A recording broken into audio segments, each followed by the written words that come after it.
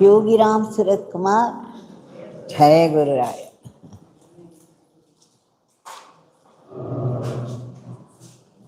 Now, someone was asking me, you're all the time saying that if you have a prayer, if you have a problem, a suffering in life, and you want to come out of it, just keep it as a prayer at the feet of Bhagwan and then keep chanting his name. At some Nama, Bhagwan will do the needful. Yes, this is exactly what I am saying all the time, and it is serving 90% of the people. Now, he asked, is Bhagwan only a miracle man? He doesn't take you beyond these ordinary prayers. So today, we shall see how Bhagwan's Nama, Yogi Ramsuratkumar, can take us beyond the beyond.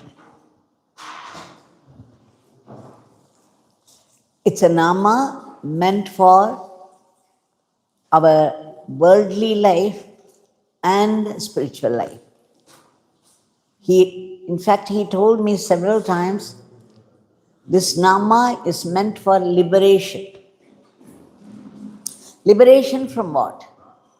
From the clutches, from the tyranny of the ego.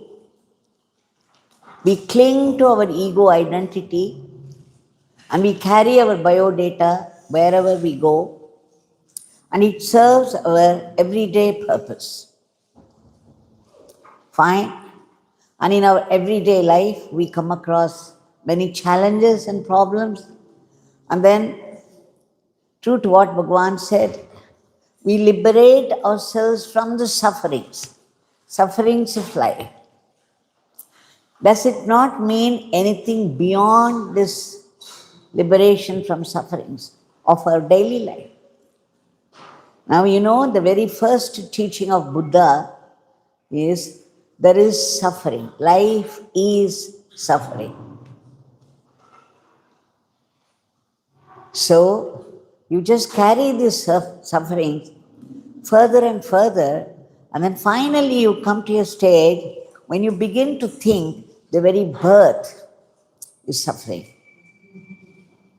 This very life is suffering. So you want to be free from births and deaths, from the cycle of births and deaths. So the Nama of the Guru is at once the Nama of the Creator, the Brahman, the Nama of the Protector, Mahavishnu, and Nama of the Destroyer, Lord Shiva.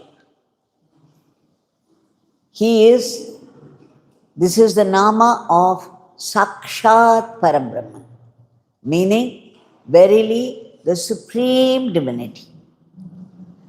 Because the Supreme Divinity takes the form of the Guru, comes down and be with us in a way we can understand things, and then finally it uplifts us to his level, the level of the Supreme Divinity. You come to realize that you are none other than that Supreme Divinity. So it's a Nama for liberation. You can use it for liberation from everyday suffering, or you can use this Nama for freedom from the suffering of the cycle of births and deaths. It's left to you to choose. Bhagwan Yogi Ramsuratkumar himself said, if you are serious about God, if God is the goal of your life, why do you accept the existence of anything else? Meaning, whatever exists is only God. So even in the gutter, you have to learn to see Ganges. Even in a worm, which is wriggling helplessly, not knowing the direction, you have to be able to see the presence of the divinity. So he says, whatever exists is only God. Only God. So this is a Nama not only for freeing yourself from the stress of your everyday problem of life, it's also a Nama meant for freedom, liberation from the suffering of the cycle of births and deaths. Because he said, a yogi is in communion with God all the time. To yogi, he doesn't exist apart from the divine. And so therefore, he is the very divinity. And his Nama, Yogi Ramsuratkumar, is meant to guide us along the path. We need Guru to lead us on. And so, the Nama is meant for the ultimate liberation as well. Liberation, not only for liberation from the sufferings of this life, it's also meant for liberation from the suffering of the cycle of birth and death. So he said, you have to start from LKG and then go through the other grades, and finally you get your PhD. Likewise, you have to start with the sufferings of your everyday life. This worldly life, it's called a Vyavaharik truth. It is truth, nevertheless, but it is Vyavaharik truth, meaning it is a relative truth of the absolute divine. So it's a truth. Now you people are sitting here, I'm sitting here, and we are living this moment. Aren't we all living this moment in its fullness? And of course, even those people who are half asleep, they are living this moment. There is no doubt about it. So, for the moment, this is the only reality for us. That's also part of this. See, Ramana Bhagwan makes a beautiful statement. He says, even the temporary disharmonies of the world are a part of greater harmony. So there are disharmonies in our life, and every disharmony causes some suffering or the other. Why? Why disharmony causes suffering? Because you think the other one is separate from you. See, when you take your hand, this is my hand. I am the hand here. And these are my legs. So I am the legs themselves. So I am every part of my body. And I am the body. This is called the ego identity. Now, when you begin to see only the divine will in everything that happens in you and around you, and when you know that the divine is ruling the whole cosmos with such discipline, order, beauty, and rhythm, and you begin to see only this divine in everything and in everyone, you are slowly moving away from the ego identity. Still, the ego identity is enjoying the presence of God in everything and everyone, but it is nearing. The distance is lessening and lessening between God and you. Somebody asked Ramakrishna Paramahamsa, what is the distance between me and God? Oh, he said, you can always find out. It's so easy. He said, you just make a list of the things that you want. I want this, I want this, I want this. Make a list of the things and people that you want. Now that is the distance between you and God. Every desire comes in between you and God. So only when you reach the state of desirelessness, there you are already in God. So getting rid of desires. Buddha said, Asha dukkhasya karanam. The desire is the root cause of all suffering. So every desire that you have for someone or for something comes in the way between you and God. So Ramakrishna said, make a list. Just now, just make a list. What do I want? I want a new house, my own house. I want a car. I want a brand new cell phone. And I want to be friends with this person. I want this person.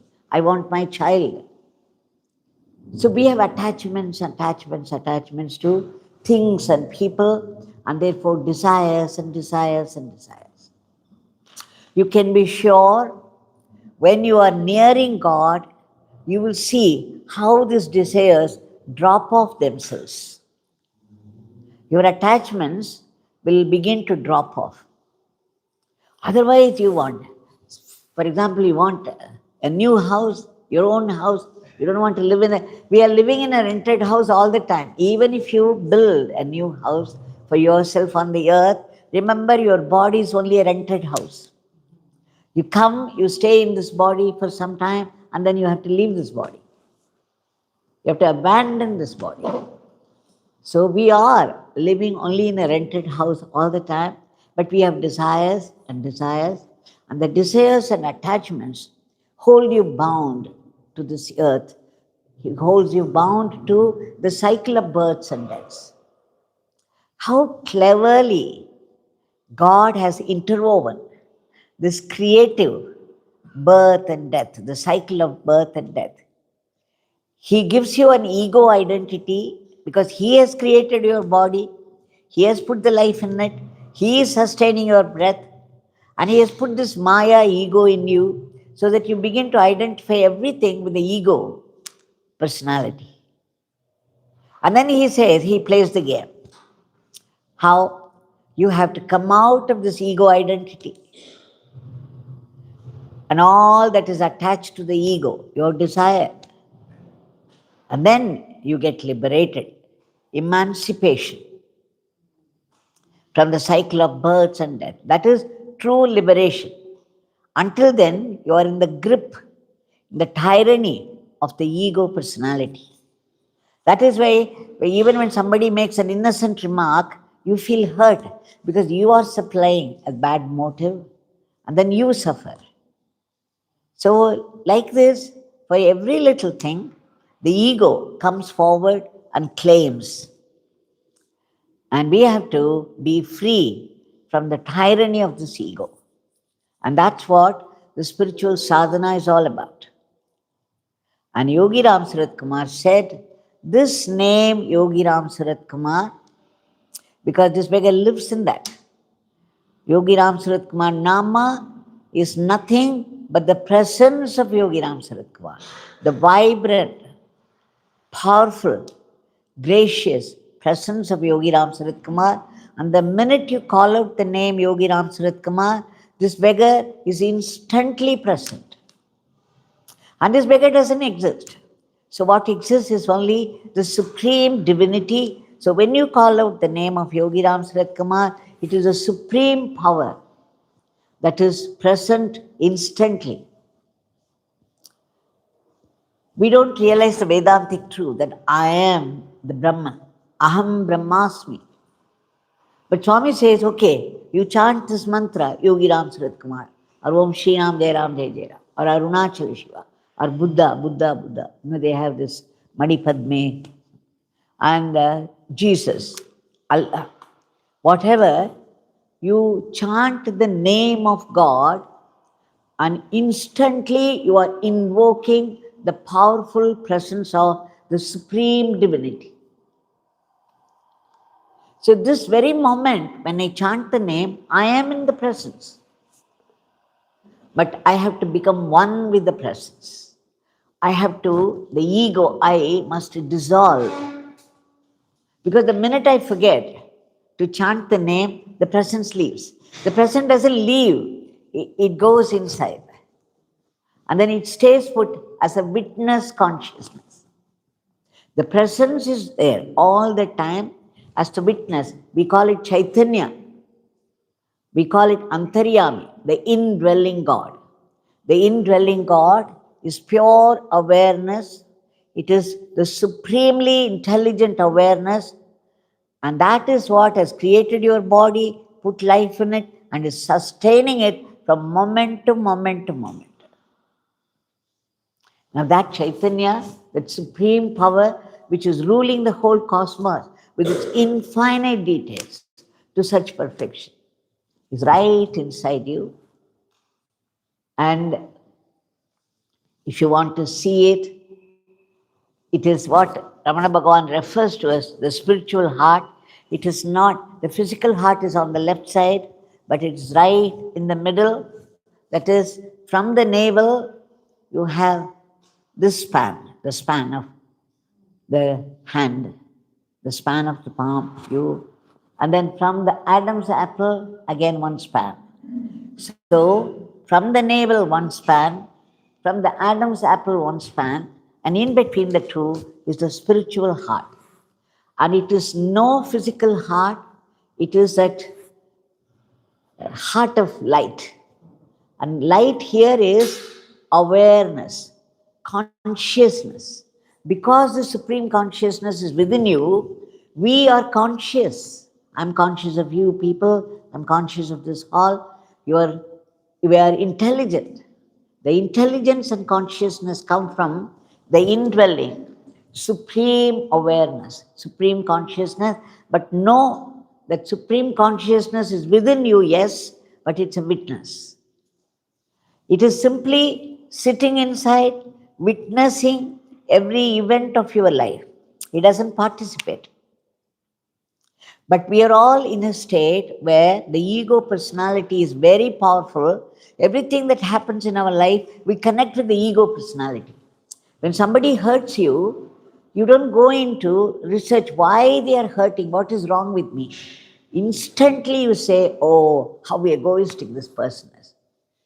How terrible this person. This person is shouting at me all the time. Immediately you put the blame on the others and you refuse to look inward to see what has caused this demand. So the thing is, we are so attached to our ego personality, we refuse to see our own defects.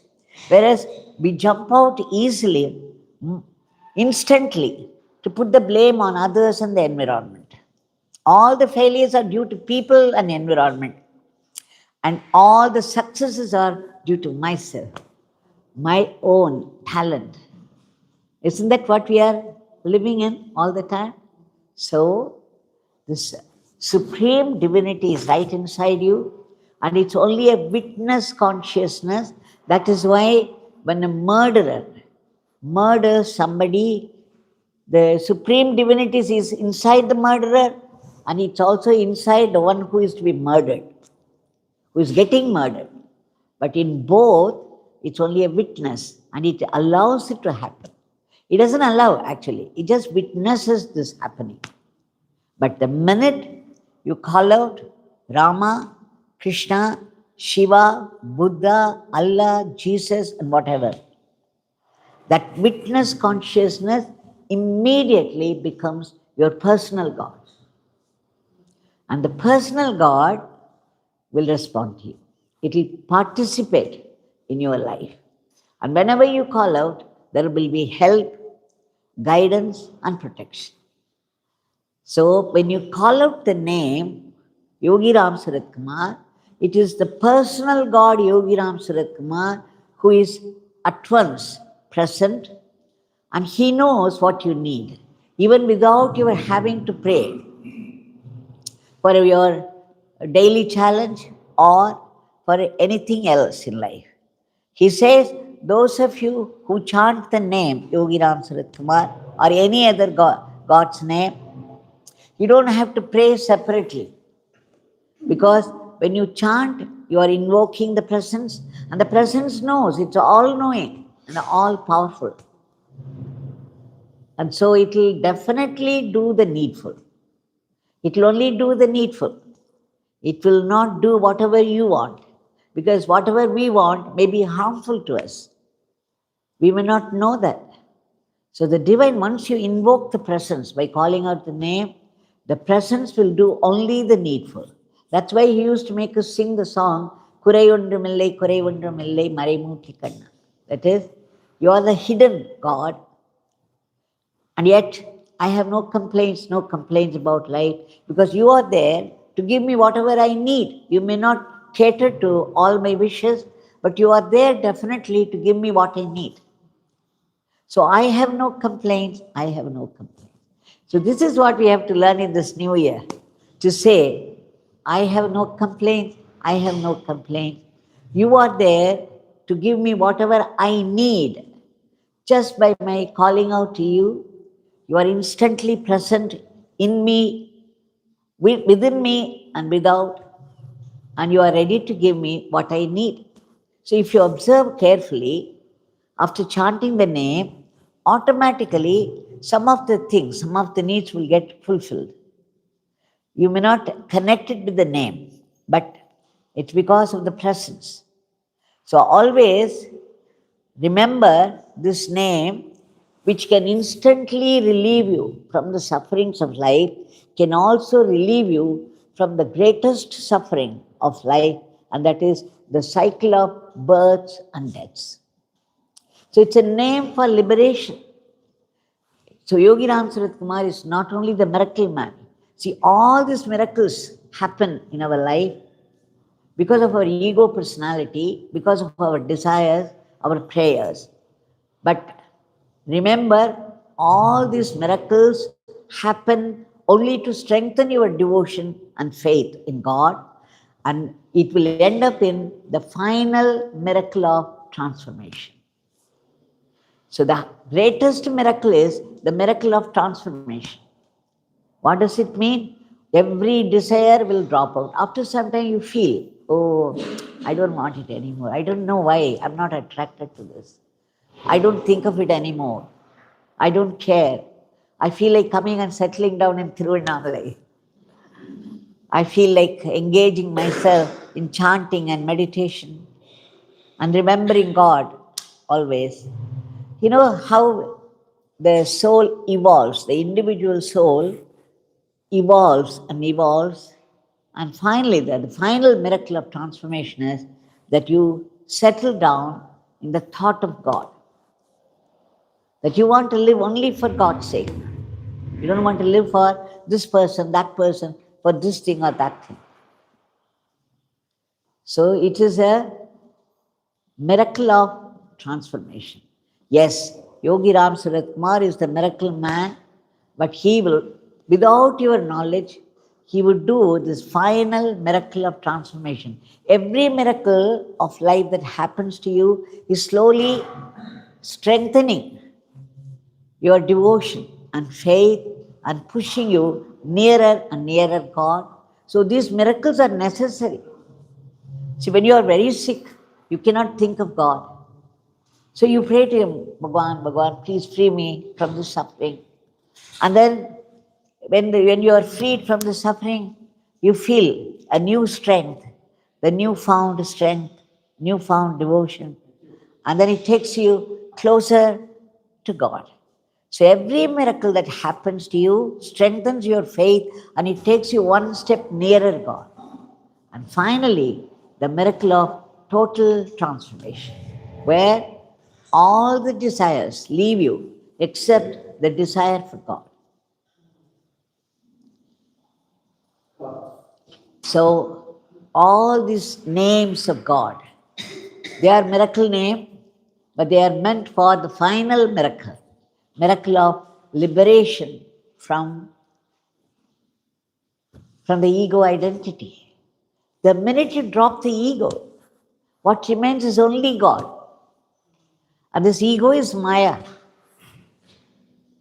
So Ramana Bhagwan says, find out where this ego I starts. Yogi Ramsuratkumar says, chant the mantra of the Guru, whatever mantra the Guru has given. It may be his own name or it may be the name of any God. Just keep chanting the mantra. Every mantra does its transforming work. Even while doing the miracle of your day-to-day life, it is also transforming you. It's also pushing you towards God. So as you keep on chanting the mantra given by the Guru, the purification, the miracle of purification happens. Is happening, keeps happening. And finally, one day you will be surprised. All of a sudden, you will notice that you are no more interested in many of the things you were so obsessed with. And that's a discovery for you. Say, my God, I don't know when I left it behind, but I have no more attraction towards anything. So this miracle, every Nama, Yogi Ramsuratkumar says, no single Nama goes waste. Every Nama, whether you chant it with devotion or not, faith or not, concentration or not, every Nama does its transforming work. So the miracle of transformation happens with the chanting of the name. It at once fulfills your prayers of the world and also quietly, without even your knowledge, transforms you to a higher step. So this is the function of the name. Because the Nama is presence. The Nama is not just the name like yours and mine. It is the divinity's presence. Every Nama, no single Nama goes waste. So much so that Bhagwan says, chanting the name is prayer, chanting the name is surrender, chanting the name is samadhi. The three famous quotes of Yogi Ramsuratkumar. Chanting the name is prayer, meaning when you chant the name, you don't have to pray separately. Chanting the name itself will fulfill whatever prayer is to be fulfilled necessarily. And chanting the name is surrender. As you keep on chanting, and you begin to feel the presence of God, and then you practice this presence of God consciously, you will see, you will begin to accept everything. Instead of asking for something that you want, you will begin to want only what the God wants for you. There's a famous quotation of Shirdi Baba. I will keep on giving you whatever you want until you begin to want what I want you to want. So this is what every God does. That in the beginning they will indulge you, fulfilling your every want. And then they will start fulfilling only your needs, not wants. And finally, you will begin to want only God wants you to want. And that is liberation from the cycle of births and deaths. Now that is possible only when you chant the name, only when you remember that you are in the presence of the Supreme when you chant the name. So chanting the name is its own fulfillment. It's a yoga by itself. It's called the Nama Yoga, and it has quite a few steps, and it is its own fulfillment. And one day, as you go on nearing God, you find that you are not able to chant the name, and you dissolve in the silence of the awareness. The awareness is the state of desirelessness, the thoughtlessness. It's a thought-free state. For all our sufferings, what is the reason? Thought. Fear is a thought. The fear starts as a thought. You miss it, and then you multiply it. The suffering is a thought. Oh, I am suffering. Oh, I am suffering. It's mental suffering. For many of us, it's not only physical suffering, it's also mental suffering. See, these great people, they had cancer, they had been treated ruthlessly, ill-treated ruthlessly by miscreants, and you can imagine every kind of suffering they have gone through that. And yet, they were free from all that. How? Their body is still flesh and blood like ours. So it is subject to all kinds of the sickness, the whole spectrum of suffering. But their mind is free. The mind is liberated It is the pure mind. And so, there is no mental suffering for them. If you have noticed carefully, your physical suffering may be only 20%. Your mind would add up 80%. How many of you have felt it? Everyone, even if you don't raise your hand, I can tell you, it is the very nature of mind, adding to the suffering by imagining. Sometimes you don't even know you are reacting to your own imagination. To that extent, the mental suffering adds up 80%, 90%. That is what is called depression. How does depression develop? Depression started as a single thought. And then bringing the thought again, because there is no other thought. You don't engage yourself in anything else. This negative thought keeps on coming and you think and think and think. And you get caught up in the trap of this negative thought. It multiplies until it takes over completely, the whole being. And then what happens? The medicine becomes your food. So here, if you recognize the fear for a thought which it is, and fear, anger is a thought. It starts as a thought. Oh, somebody is doing something which I don't like. And then it develops into anger.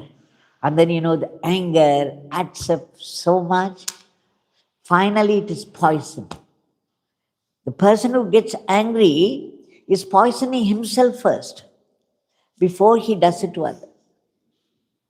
So, anger is a thought, fear is a thought, jealousy is a thought, vengeance is a thought, suffering itself is a thought.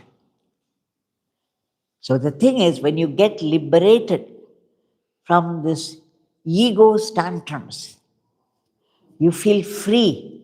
Your mind is absolutely free. The mind is now resting in God, even though the body would still be suffering, would be put to cancer. So many great souls have gone through this cancer suffering.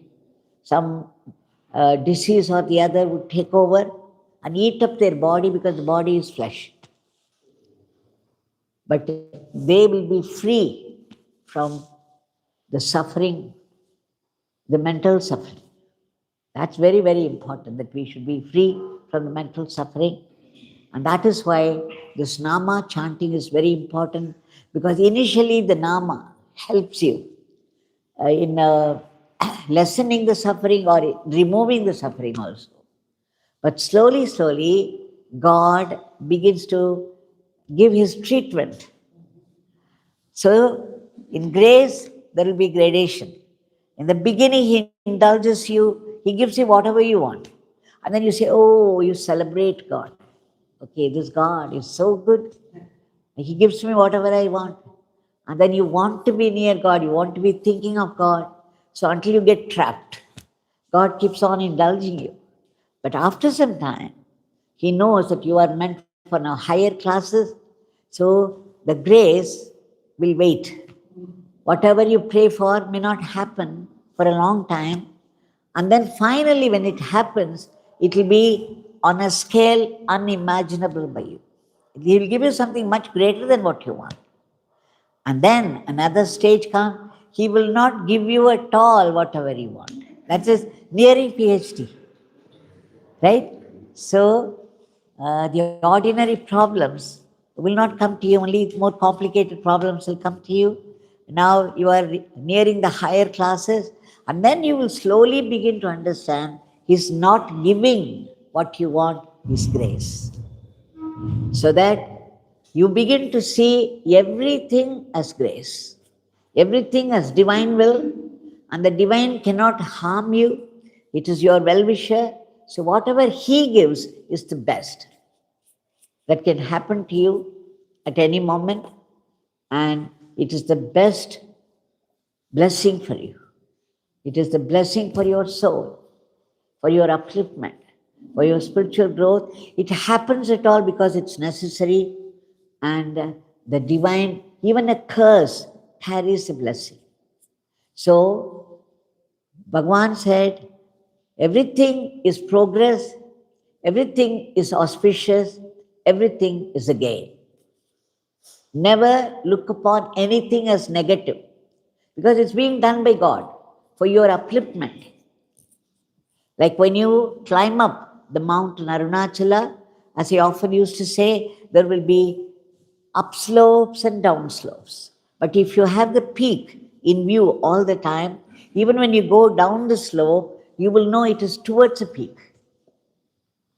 So even the down slopes are towards a peak, and therefore remember in life the Nama is meant for liberation from the final suffering of the cycle of births and deaths, and everything that happens in life, every event, every suffering also is only progress. Spiritual progress is a gain, and everything is auspicious. There is no such thing as inauspiciousness. Yogi Ramsuratkumar.